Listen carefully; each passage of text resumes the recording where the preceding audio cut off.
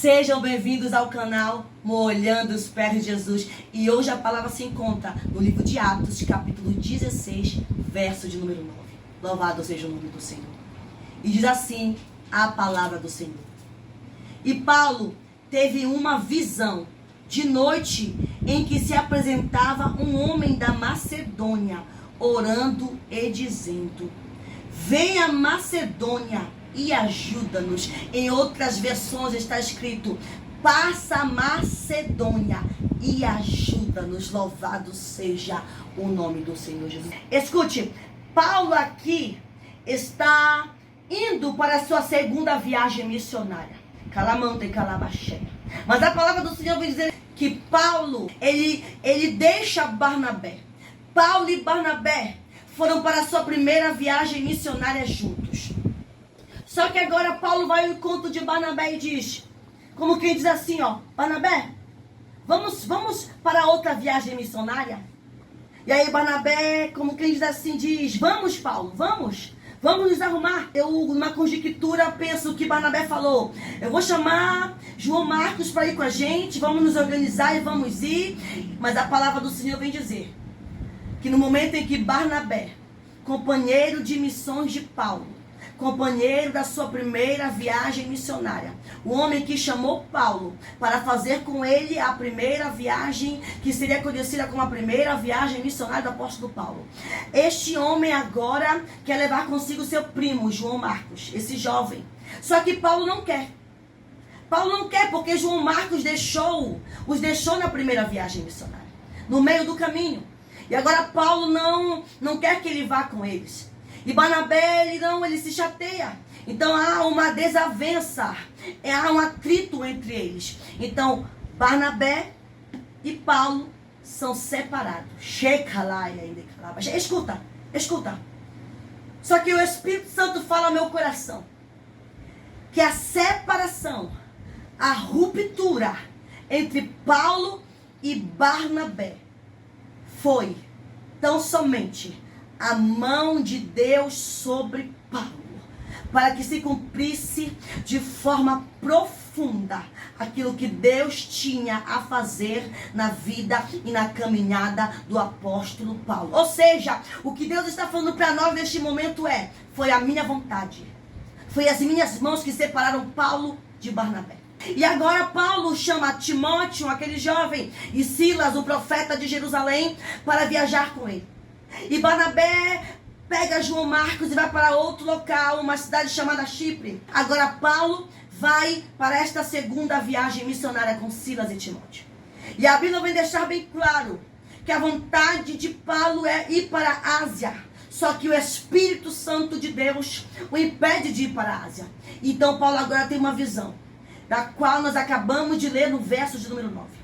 Um homem macedônio apresenta em uma visão a Paulo e diz: passa a Macedônia e ajuda-nos. E tudo, queridos, tudo na minha e na tua vida, como foi na vida do apóstolo Paulo, é vontade e desígnio de Deus sobre a nossa caminhada. Tudo estava sendo direcionado por Deus. A Bíblia vem dizer que agora, direcionado por esta visão que Deus o dá, Paulo, Silas e Timóteo entram no território europeu, entram na Macedônia. E o primeiro o primeiro local que Paulo, Silas e Timóteo entram é em Filipos, essa colônia romana chamada Filipos. E a Bíblia vem deixar bem claro e nos demonstra nas outras cartas do apóstolo Paulo que a igreja de Filipos foi a igreja que mais ajudou financeiramente as missões de Paulo, as caminhadas de Paulo. Foi a igreja que mais enviou recurso para o apóstolo Paulo, mais enviou recurso financeiro para que ele pudesse se manter durante as suas viagens missionárias. E o Espírito Santo fala algo ao meu coração nesse momento. Eu tirei Barnabé do lado de Paulo para dizer a Paulo: Paulo, você não precisa daquilo que é humano. Ei, escuta. Eu tirei, eu sinto a presença de Deus aqui. Eu tirei Barnabé do lado de Paulo para mostrar a Paulo, filha, que eu era a providência dele na caminhada dele, que eu era o recurso dele na caminhada dele. A palavra do Senhor vai deixar bem claro que Barnabé era um homem que tinha recursos financeiros. Só que Deus muitas vezes, Ele nos tira do comodismo. Ele tira do nosso lado. Ele tira do nosso ambiente aquilo que nos acomoda. Para nos mostrar que Ele é a nossa provisão. Deus manda dizer a alguém que saiu do outro lado. Sabe por que saiu? Sabe por que você está do jeito que você está agora? Sabe por que está faltando? Sabe por que tem algumas ausências aí do teu lado? Porque não é o diabo. Não olha para a direita, não olha para a esquerda, não olha para macumbeiro, não diz que é o diabo, não diz que é invejoso. Checa lá, não é inveja, não é macumba, não é diabo. É a mão de Deus operando sobre a tua trajetória e te dizendo: eu estou te direcionando ao meu propósito. Eu estou te direcionando ao centro da minha vontade. Só que eu não quero que você chegue lá do outro lado achando que foi a mão de A ou foi o recurso de B que te levou aonde eu estou te levando. Fui eu, diz o Senhor, e será eu do começo ao fim. Recebe essa palavra para o teu coração neste momento. É Deus dizendo para você: sou eu. Por isso eu permito que muitas pessoas saiam do teu lado. E eu sinto Deus, eu sinto uma graça de Deus para falar ao coração de algumas pessoas que estão aí do outro lado. Estão indo embora. E está ficando algumas ausências ao teu lado. Sabe por quê? Eu vejo ausência. Eu sinto no meu coração a ausência na vida de algumas pessoas que estão aí do outro lado ouvindo esta palavra. E sabe por que desta ausência? É porque Deus tira para dizer: eu sou aquilo que você precisa. A mesma palavra que Deus fala a Moisés: eu sou o que sou, Moisés. Eu sou o que você precisa.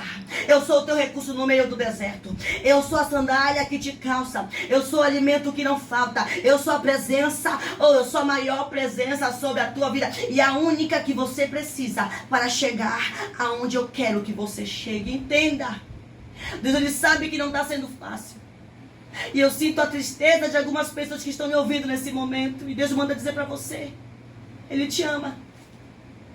E tudo que Ele está fazendo na tua vida, e tudo que Ele está permitindo na tua história, tem um propósito.